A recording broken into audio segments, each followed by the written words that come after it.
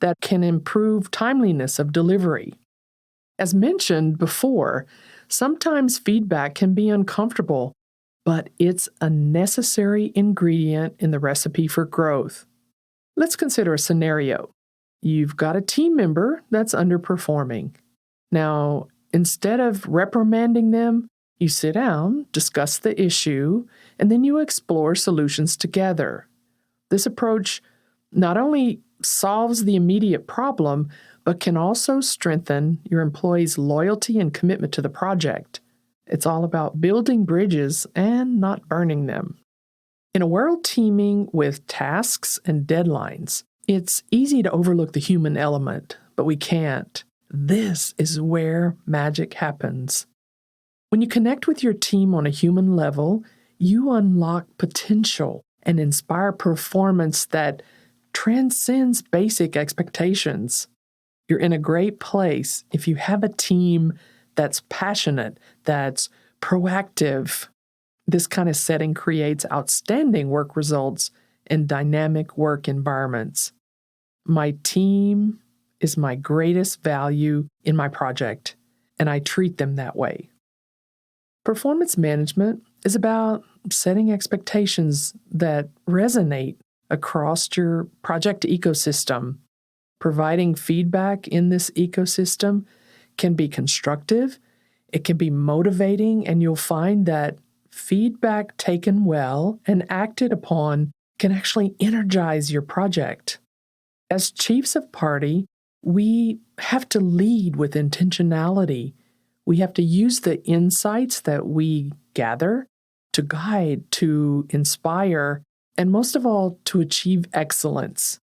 Let that be the hallmark of your project. Thanks for joining me today. Remember, your path forward is paved with the milestones that you set today. Lead with purpose and keep innovating with courage. Keep driving your team towards excellence. You have the power to unlock potential. You have the power to direct and orchestrate great impact. Until next time, this is Dr. D signing off. Have a great week. Thank you for tuning in to Chief of Party to Chief of Party, Success in Your First 90 Days, your go-to source for insightful, actionable guidance that can shape the success of your project. Let's continue to drive change and create impact, one USAID-funded project at a time.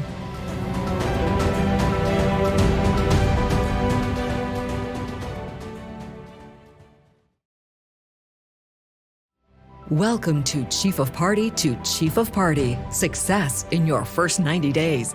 As you navigate the USAID landscape for the first time or seek to sharpen your skills, we're here to provide the guidance you need to address the unique challenges of this role. Host Donna Vincent Roa, an experienced Chief of Party, will inform and inspire your journey. Imagine stepping into a role where your decisions spark a cascade of innovation and progress. As the new Chief of Party for a USAID-funded project, you're not just managing resources, you're orchestrating a symphony of diverse talents, cultures, and aspirations. Hi, I'm Dr. Donna Vincent Roa, here for this episode where we learn about how to set the stage for transformation and be the person that has the baton in your hands for making it happen. The spotlight's on you, not just to lead, but to inspire. Think of this not as a burden, but as an exhilarating challenge. Every choice you make sets the tempo for the journey ahead. Now, it's about more than just outcomes. It's about shaping a narrative of change and ethical integrity. Consider the story of Michael, who found himself at the forefront of a health initiative in a bustling urban center. Rather than diving straight into the operational whirlwind, Michael began his tenure with what he called Vision Quest workshops. They weren't just brainstorming sessions. They were a forge for the project's very soul, a space where every voice could sculpt the project's vision and embody the ethics at its core. He dismantled hierarchies to democratize innovation, ensuring that Even the most junior team member had a seat at the table. This wasn't about flattening structures for the sake of it. It was about acknowledging that ethical leadership is participatory and recognizes potential at every single level. My greatest successes emerge from circumstances where I've embraced the idea of leadership as a dialogue. At the Partnerships Incubator, we implemented executive listening tours to explore stakeholder sentiments about working with USAID and working to understand agency officials' pain points in working with partners. Through this process, we were able to uncover some really important findings that drove and informed our work plan and the outputs that we chose to create within the context of this project. One of the developments that came out of the executive listening tour was the idea for a platform, workwithusaid.org.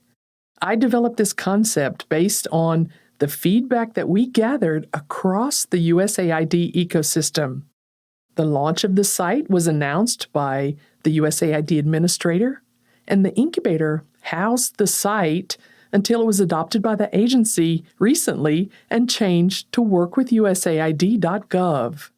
We also established a partner advisory council with representatives from large and small USAID partners to add additional informed voices to the equation.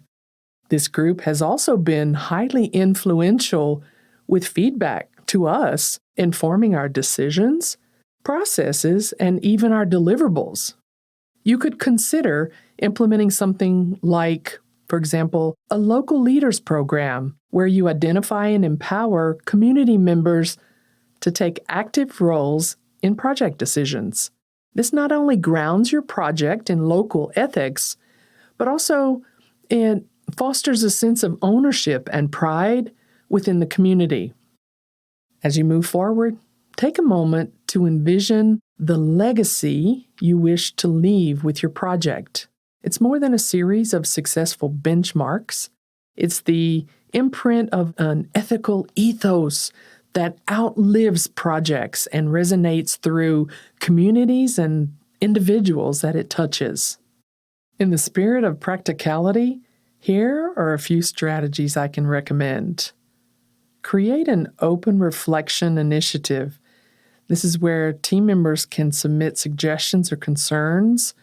You could also create a diversity in thought program to embrace and integrate all the cultural perspectives within your team. This can enrich your project's approach and become an ethical compass for you. As we close today's session, remember that your role as Chief of Party is a powerful one. You have